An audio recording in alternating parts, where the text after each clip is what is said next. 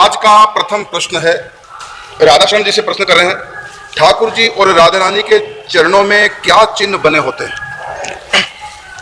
सर्वप्रथम पूज्य श्री महाराज जी के चरणों में साष्टांग दंडवत प्रणाम, साथ ही सभी वैष्णव बिंदुओं के चरणों में दंडवत प्रणाम। महाराज श्री इस विषय में कई ग्रंथों का अध्ययन हुआ और आप श्री के मुख से भी सुना, तो कईयों ने 12 बताए, कई ने 18 बताए, किसी ने 64 भी बताए, लेकिन वास्तव में तो उनके चरणों में कहें तो अनंत अनंत चिन्ह है। सारी सृष्टि जी प्रतीक के रूप में श्री जी के चरणों में निवास करती है। अनंत अनंत शक्तियां जो हैं जो उनके चरणों में ही निवास है। कहा गया ना, शक्ति के तारण है उद्गम तरण राधा के चरण, यानी श्री राधा रानी के जो चरण है इसी से सारी अनंत अनंत शक्तियां प्रकट होती हैं। जाकी अंश उपजय गुण खानी कोटिन उमा रमा ब्रह्मांड।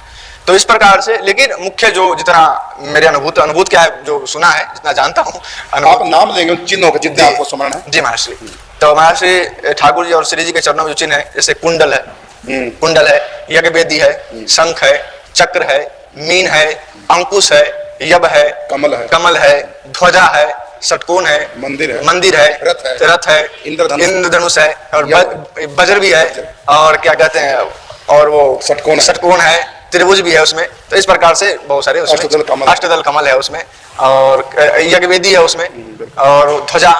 तो इस प्रकार से उनके चरणों में बहुत सारे चिन्ह हैं। और ये ऐसा नहीं कि चिन्ह निरर्थक है, प्रत्येक चिन्ह में एक विशेष शक्ति होती है। चिंतन करने वाले जो साधक संत हैं वही अनुभव कर पाते हैं। वज्र का चिन्ह करने की क्या, चिंतन करने की क्या महिमा, और चक्र का हम जो भुजाओं पे दान करते हैं, ये श्री जी के चरणों के चिन्ह हैं। शंख चक्र जो भुजाओं पे हम लोग छाप के रूप में दान करते हैं, तो ये सब भगवान के चरण चिन्ह है, राधा माधव के। ये सब चैतन्य है, इनमें अनंत अनंत शक्तियां हैं।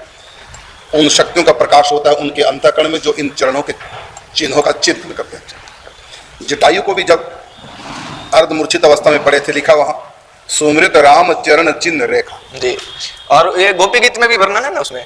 गोपी गीत से पहले जब गोपियां व्याकुल होती है तो ठाकुर जी को उसमें चरण चिन्ह छपे होते हैं, तो चरण चिन्ह को देख के समझती है ठाकुर जी इस रास्ते से गए हैं। बिल्कुल, चरण चिन्ह तो है ही, चरणों के अंदर भी चिन्ह है। एक तो चरणों के चिन्ह, एक चरणों के अंदर चिन्ह। जी हाँ, जी, चरण चिन्ह उभरे हुए थे उसमें, लिखा हुआ है। बिल्कुल।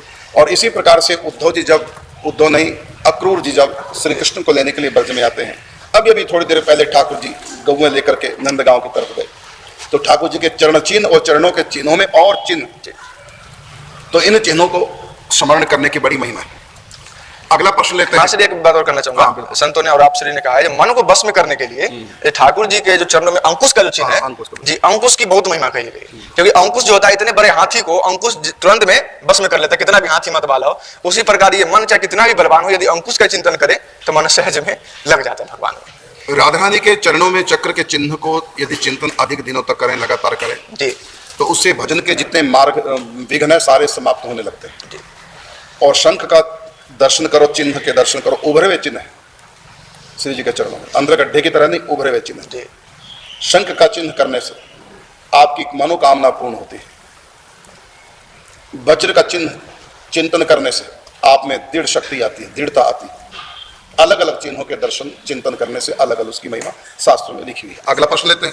महाराज, ये प्रश्न है, कभी कभी ज्योतिषी बचपन में ही भविष्यवाणी कर देते हैं कि बालक बुरी संगत में बिगड़ जाएगा, माता पिता से भी नहीं संभाला जाएगा, आदि आदि। जब सब कुछ पहले से निश्चित है तो फिर मनुष्य का दोष क्या है? यही पहले से निश्चित होता है? पहले से कुछ दैवज्ञ ऐसे निर्णय कर देता है, क्या है, देख के बोल देता है, लेकिन ये कोई निश्चित नहीं, निश्चित नहीं है। क्योंकि ये जो एक तो मनुष्य की पुरुषाकार है जीव का, बिल्कुल, उसमें पुरुषाकार में भी सब परिवर्तन हो सकता है और देखा भी गया है। और दूसरे जो है ये ज्योतिष शास्त्र है, उसका भी बिल्कुल झुटला नहीं जा सकता है, लेकिन वो सामयिक कुछ देर के लिए वो बताते हैं, क्योंकि ये रेखा और ये सब परिवर्तन होता रहता है। बिल्कुल बिल्कुल, रेखाओं का परिवर्तन होता है। हमारे भाग्य में जो लिखा है वो ज्योतिष के अनुसार वो बता देते हैं, ज्योतिष शास्त्र के अनुसार, उसी समय क्षण के अनुसार। लेकिन सब कुछ लिखा नहीं होता, कुछ हम इस जन्म में लिखते हैं। 50% जीवन हमारा चलता है भाग्य के अनुसार और 50% हमारा जीवन चलता है पुरुषार्थ के अनुसार। जैसे कहा कि लाभ हानि जीवन मरण यश अपयश विधि हाथ, मतलब भाग्य के हाथ में, हमारे हाथ में नहीं।